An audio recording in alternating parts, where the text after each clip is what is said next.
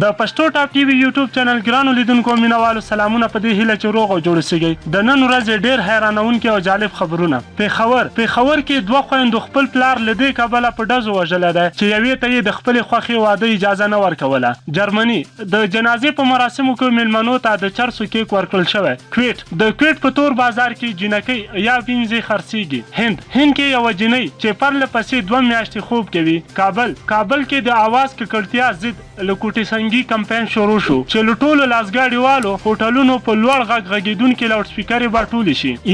د ایران په پلازمینه تهران کې افغان کډوالې فاطمې جعفري یو چایخانه کیفې جوړه کړې هغه وایي دا په تهران کې لومړنۍ افغان چایخانه ده او ورته ګڼ شمېر افغانان او ایرانیان ورځي افغانستان د هیواد په 14 ولایتونو کې د 220 میلیونو افغانۍ په لګښت 58 د اوبو کوچني بندونه جوړیږي او د هرات په انجیل کې د سیند غاړو پر استحکامي دیوالونو هم 9 میلیونه افغانۍ لګول کیږي د ولسی جرګې غړي وکیلانو ترمنځ شخړې د جرګې چارې له ځنډ سره مخ کړي دي د ولسی جرګې ریاست په سر تر ناندروی رانیولو بیا د ولسی جرګې قراردادي مامورینو پر سر د جرګې غړو ترمنځ خپلمنځي شخړې او ناندرۍ د دې لامل شوي چې ولسی جرګه کې ګڼ قوانین او فرمانونه له تصویب څخه پاتې شي مولانا فضل الرحمن د عمران خان حکومت پر ضد درېدل مقدس جهاد دی پینټاګون 13 میاشت افغانستان کې 1114 هوایي بریدونه شوي دي د هیل امریکا په افغانستان کې د خپل ځواکونو کمولو ته ادامه ورکوي د ناتو ملکی استازی افغانان د ملي یووالي حکومت تکرار نه غواړي